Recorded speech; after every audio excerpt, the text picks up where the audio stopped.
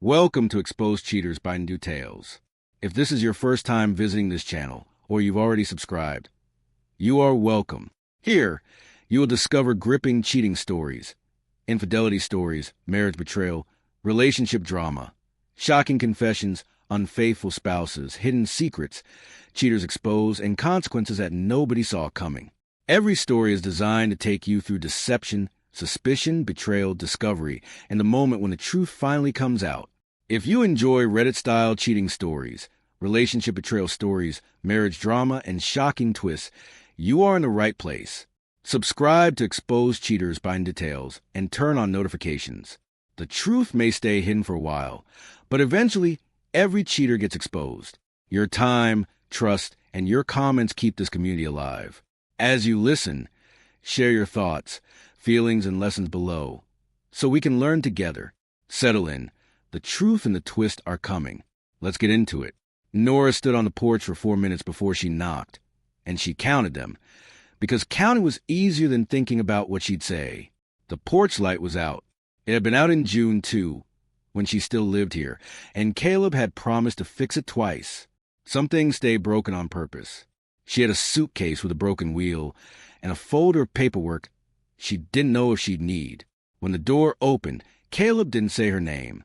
He just looked at her the way you look at a bill you already know you can't pay. Before we go any further, if you've ever had a knock on a door you weren't sure would open for you, hit subscribe right now, because this story gets a lot worse before it gets better. And trust me, you do not want to miss what's waiting on the other side of that door. "You look thinner," he said, which wasn't a compliment, and they both knew it. He stepped back to let her in anyway. The hallway smelled like someone else's cooking, garlic, thyme, something she hadn't taught him to make. She noticed a woman's cardigan on the hook by the door and didn't ask. Not yet. He led her to the kitchen table where 3 months ago she'd left a note instead of conversation, and now here she was trying to have the conversation the note had been too much a coward to have. "Say what you came to say," he told her. She'd rehearsed it in the car. "I've made a huge mistake." 5 words, and none of them covered it. What she actually said was smaller. "I want to come home." Caleb laughed. Not cruelly, just tired. The kind of laugh that comes out when a joke lands wrong at a funeral. He sat down across from her and folded his hands like he was praying or bracing. "Home," he repeated. That's an interesting word for it. Outside, a dog barked twice and stopped. The refrigerator hummed. Nobody moved to make tea, though normally somebody would have by now. It started at a work conference in March. If you wanted a clean starting point, which Nora didn't, because clean starting points are lies you tell, so the story makes sense later. Julian ran logistics for the regional office. He laughed at things before they were funny, which she found unbearable, and then, somehow, endearing. They shared a cab back from the hotel bar. Nothing happened. That was a version she told herself for 2 more weeks, right up until the night she texted him at 11:40, and he texted back in under a minute, like he'd been waiting with the phone in his hand. By April it had a shape. Coffee that ran long. A drive that took the scenic route, for no reason either of them said out loud. Caleb noticed she was on her phone more and asked, once, lightly, if everything was okay at work. She said fine, work's fine, and meant it as a wall, not an answer. He didn't push. That was the thing about Caleb. He trusted the shape of things more than the details, and she used that, not maliciously, not at first. She told herself she was managing stress. She told herself a lot of things that spring. The first time they kissed was in a parking garage, level 3, and it rained the whole time like a bad movie chose the weather for them. Afterward, Julian said something about not wanting to complicate anything, and Nora remembers laughing, actually laughing out loud, alone in her car 10 minutes later, because complicate was such a small word for what he'd just done to her marriage. She drove home. She made dinner. Caleb asked how the meeting ran late, and she said the projector broke. And it wasn't even a good lie. It just didn't need to be. May was the month of small lies stacking into a wall. A girl's trip that wasn't. A phone left face down at dinner, on purpose, like an accident. She went to Caleb's mother's 70th birthday and hugged his aunts and cut the cake, and at one point, excused herself to the bathroom to answer a text from Julian that said thinking about you with no punctuation, which somehow made it worse. She came back to the table smiling. Caleb's hand found hers under the tablecloth. She let him hold it. This is a part she can't explain to anyone, not even herself. Not really. He suspected something in June. Not the truth, just a wrongness. The kind you feel in a house before you see the crack in the ceiling. He asked if she was happy. She said, of course, too fast, and watched something in his face close like a shop at the end of the day. He didn't accuse her. Caleb wasn't built for accusations. He built quiet spaces instead and waited to see what would fill them. What filled it was 3 more weeks of her staying later at work, and a receipt from a restaurant he'd never taken her to, crumpled in the laundry, which she should have thrown away better. Here's what Nora didn't know in June, and wouldn't know until much later. Sitting at that kitchen table with a cardigan hanging in the hallway behind her, Caleb had already found the receipt in May. He'd sat on it for a month, not out of denial, but because he wanted proof, real proof, not a stain on a receipt he could talk himself out of. He hired someone, not a private investigator exactly, a friend of a friend who did background work, which is a polite phrase for the same thing. By the time Nora packed her bag in July, Caleb had photographs. He never showed her. He didn't need to. There was another secret, smaller, uglier, and it belonged to Priya, Nora's best friend since college, the one who'd hosted the engagement party, who'd cried actual tears at the wedding. Priya had introduced Julian to the conference guest list in the first place, not as a setup, as a test. She'd tell herself later, though nobody asked her to run one. Priya had wanted, for longer than she'd admit, to see what Nora's marriage was really made of. Envy does strange bookkeeping. She never touched anything directly. She just left doors unlocked and stood back to watch who walked through them. Julian, for his part, had a wife. Her name was Deshawn. No, her name was, and she found out in the ugliest way possible, which is to say she found out from someone else's mouth at a dinner party, mid-bite, and had to finish chewing before she could excuse herself, and didn't scream. She went home, packed a bag of Julian's clothes, and left them on the porch like garbage for collection. Then she called Nora, not to yell, just to say flatly, "You should know he's done this before," and hung up before Nora could ask what before meant.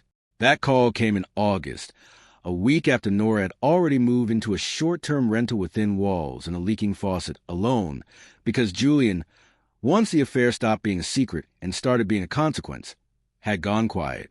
Not cold, just gone, the way certain men go when the fun part of ruining something ends and the cleanup begins. She texted him for 2 weeks. Nothing. She called once and a woman answered, and though Nora didn't know it yet, and said, "He's not available," in a voice that made it clear he never would be, not to her. So this is the twist nobody saw coming, including Nora. She hadn't left Caleb for Julian.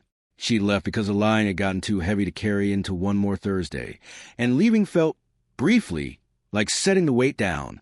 Only there was no Julian waiting on the other side of that weight. There was a rental apartment and a mattress on the floor, and Anne's voice in her ear, reminding her that she wasn't even special in this, that she was one entry in a pattern that predated her by years. That knowledge sat in her chest like a swallowed stone. Meanwhile, Caleb had not spent those 3 months waiting by a phone. He'd spent them with a lawyer, quietly, and with his brother Theo, who kept saying, "You don't owe her anything," until Caleb told him to stop saying it. He'd also spent one night, he was very specific about this later, with a woman named Priya who had introduced him to, at a bar, 3 weeks after Nora left. It didn't mean anything. He said that it was supposed to help. Nora would learn about it eventually and feel something complicated that wasn't quite anger, because how could it be, given everything? The dinner where it all surfaced happened almost by accident. Caleb, still deciding whether to let Nora move back in, invited people over to make it feel normal, which was its own kind of denial. Priya came. Theo came. And then unannounced, and came too, because Priya, feeling guilty in a specific way guilty people overcorrect, had invited her without telling anyone, thinking it would be healing for everyone to be in a room together. It was not healing. It was in standing in Caleb's kitchen, holding a bottle of wine she never opened, watching Nora's face change color in real time. You didn't tell him, and said to Nora, not a question. Nora hadn't. She hadn't told Caleb that Julian had a wife, or that the wife had called her, or that the affair she'd blown up her marriage for had evaporated within a month like it was never anything but weather. Caleb set down his glass very carefully, the way people do right before they stop being careful about anything else. "Tell me what?" he said. And there it was, the room going quiet in that specific way rooms go quiet, everyone suddenly finding the floor very interesting. Nora told him. All of it, finally, in front of people, which is not how she planned to do it, but maybe the only way she actually would have. Julian, and the parking garage, the birthday party bathroom. She didn't soften any of it, which surprised her. She expected to reach for the softening reflex out of habit, and found it wasn't there anymore. Caleb listened with his arms crossed and his jaw tight. And when she finished, he said, "Only, okay?" and walked outside and stood in the backyard by himself for 11 minutes, while everyone inside pretended not to watch the clock. When he came back in, he didn't look at Nora. He looked at Priya. "You knew," he said. Not a question either. Priya's face to the thing faces do when a lie is finally run out of road. A kind of collapse, subtle, mostly around the eyes. She started explaining about the conference guest list, about how she never meant for it to go anywhere, and Theo, who'd been quiet all night, said, "You put them in a cab together, Priya," in a voice flat enough to end the conversation. Nobody defended her after that, not even Anne, who'd only just met her. That was twist number 2, and it landed harder than the first. Because Julian was a stranger's mistake, but Priya was 15 years of history, unraveling in a kitchen with the oven timer still going off in the background for a dish nobody would eat. Nora thought about all the times Priya had asked, with such careful concern, how things would go with Caleb. Fishing, she realized now, not caring. She thought about the seating chart at her own wedding, how Priya had insisted on sitting near the front. She thought it was love. It might have been something closer to appetite. The major revelation came 3 days later, and it wasn't dramatic in the way the dinner had been. It was quiet, almost administrative. Nora went to a clinic because she'd been nauseous for a week and told herself it was stress, grief, the general condition of her life falling apart in installments. She was 7 weeks pregnant. She did the math in the waiting room parking lot, sitting in her car with the engine off, and the math didn't land where she wanted it to. 7 weeks put conception in June. June was Julian.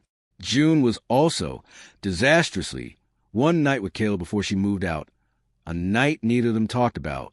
If you did not see that twist coming, drop a flush face in the comments right now. And if you're new here, subscribe before the next part, because what happens in the next 5 minutes is the real reason this story went viral. Like this video, if you're Team Caleb. She didn't tell anyone for 4 days. She drove past Caleb's house twice without stopping. She thought about not telling him at all, about disappearing in some other city where nobody knew the shape of what she'd done, and dismissed it within an hour because that felt like one more lie stacked onto a structure that was already collapsing under the weight of the others. When she finally told him, standing in that same kitchen, he didn't yell. He just sat down very slowly, like his knees had made the decision without consulting the rest of him, and said, "Whose?" "I don't know," she said.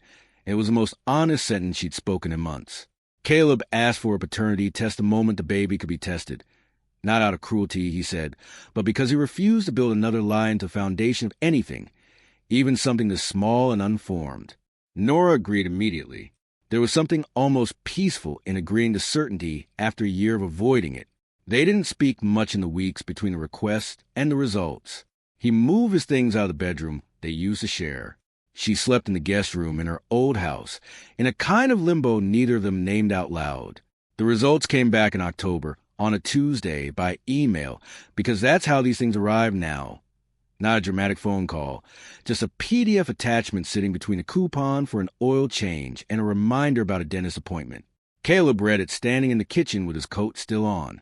Nora watched his face and couldn't read it, which after everything felt like its own kind of loss, that she no longer knew what his face meant. "It's mine," he said finally. "Not ours. Mine, like a fact he was allowed to hold on to after everything else had been taken from him. The consequences didn't arrive all at once. They came the way water comes into a boat with a slow leak. You don't notice the first inch, and then one day your shoes are wet, and you realize you should have done something weeks ago. Nora's mother stopped calling as often, not out of judgment. Exactly. More a kind of exhausted disappointment that didn't know where to land. Work colleagues who used to invite her to lunch found reasons not to. None of it was said aloud. It just happened. The social equivalent of a room getting quietly colder while everyone insists they're fine. Priya lost more than a friendship. She lost a version of herself that got to be the good one in every story. The one people called when things were bad. Nobody called her anymore. Theo told Nora, months later, that Priya had moved to another city entirely, starting fresh, which was the same phrase Nora had used about leaving Caleb, and Nora found that funny in a way that wasn't really funny, more like recognizing your own face in someone else's mistake, and filed for divorce within the month. She sent Nora a single text afterward. "Good luck. You'll need it more than I did." Caleb didn't take Nora back in a way she'd hoped, not right away, and maybe not ever in the shape she'd originally imagined. He let her stay in the house until the baby was born because, he said, that wasn't a punishment he was willing to hand out to a child. But he moved into Theo's spare room most nights. They existed on separate schedules under the same roof, passing each other in hallways with particular politeness of two people who used to know each other completely and now had to relearn even the small things, like how the other one took their coffee. Nora went to therapy. Finally, after years of thinking it was something other people needed, her therapist asked her in the third session why she thought she'd done it, and Nora gave the answer she rehearsed: loneliness, distance, the slow erosion of feeling chosen. And her therapist said gently, "That explains a vulnerability. It doesn't explain the choice." Nora sat with that for a long time, longer than was comfortable. She started to understand the difference between a reason and an excuse, which was a distinction she'd been blurring on purpose for almost a year without admitting it to herself. Caleb, for his part, stopped trying to figure out whether he still loved her and started asking a smaller, more useful question: whether he could trust her, and if not yet, whether that was something that could be rebuilt or whether he was just standing in the wreckage hoping gravity would reverse itself. He went to a few sessions with her, not many, and mostly sat quietly while she talked.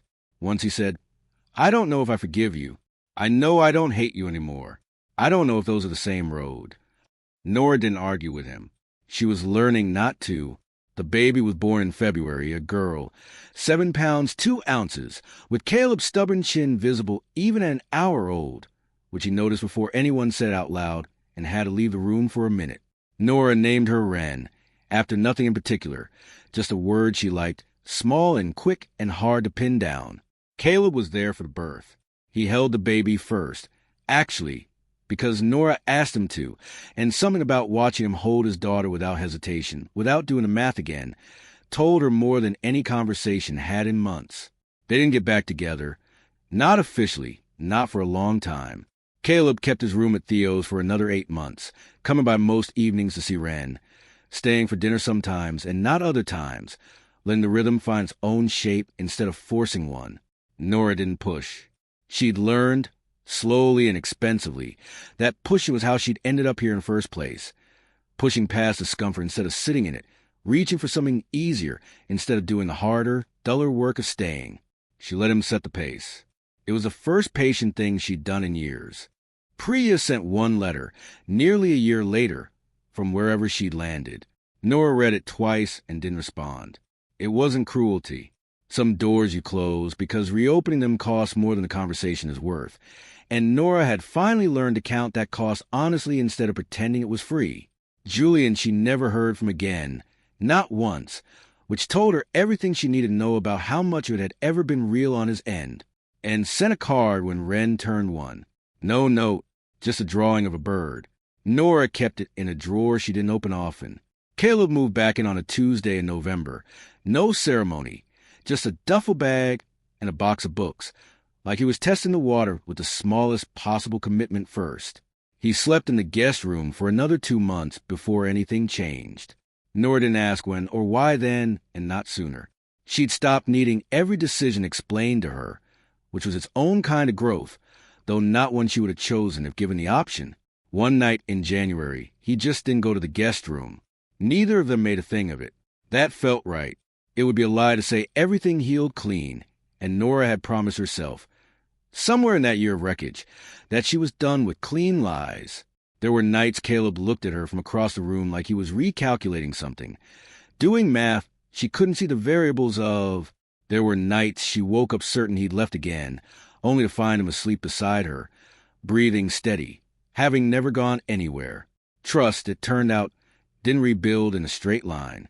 It came back in patches, uneven, like grass growing over a place where someone had burned. Ren turned to in a backyard full of people who, a couple years earlier, would not have all fit comfortably in the same room together. Theo grilled, and didn't come. She'd moved on, remarried even, and sent a gift by mail instead, which felt right for where they'd landed with each other. Nora's mother called more again.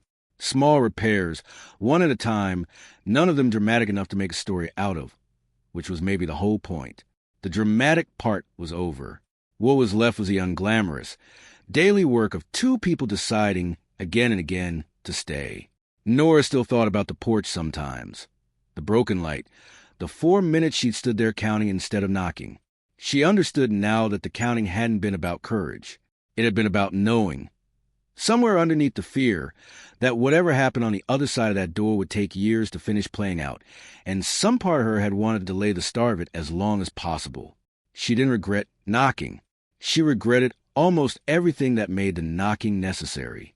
Those were different regrets, and she'd finally learned to keep them separate. On a Sunday morning that meant nothing calendar-wise, no anniversary, no milestone, Caleb fixed the porch light. Just did it. No announcement. Screwdriver and a new bowl from a hardware store bag, still sitting on the counter. Nora watched him from the kitchen window, Ren on her hip, and didn't say anything about how long it had taken or what it meant, or whether it meant anything at all. Some things you let be small. He came back inside, wiped his hands on his jeans, and said, "That's been driving me crazy for 2 years." She said, "I know."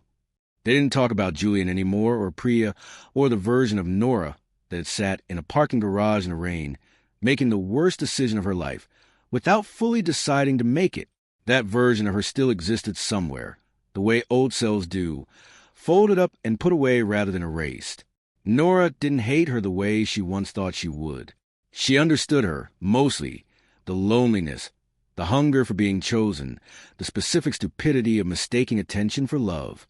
Understanding wasn't the same as forgiveness, but it was closer than anger, and anger was where she'd started. Caleb never fully said the words, "I forgive you," not in the clean, movie-ending way Nora had once imagined he might. What he said instead, almost a year to the day after that first porch conversation, was smaller and somehow more solid. "I choose this. Every day I'm choosing this." Not a resolution, a practice. Nora understood, finally, that this was the only kind of forgiveness real people actually get to have. Not a single moment that fixes everything, but a decision remade daily, sometimes tirelessly, sometimes without any grand feeling attached to it all, just because it was still worth choosing. The porch light worked fine after that. It stayed on through storms, through the winter Ren learned to walk, through the ordinary Tuesdays that make up most of life, and none of the ones people bother writing stories about. Nora still thought, sometimes, about the 4 minutes she stood outside counting instead of knocking. She no longer needed to know what would have happened if she'd turned around and left instead. She knew what had happened because she'd stayed. That was enough of an answer. Some stories don't end. They just get carried, day by day, into whatever comes next. If this story hit you in the chest the way it hit me, subscribe, and turn on notifications, because next week's story is even more insane than this one. Comment stayed if you think Nora deserved a second chance, or left if Caleb should have walked away for good. See you in the next one.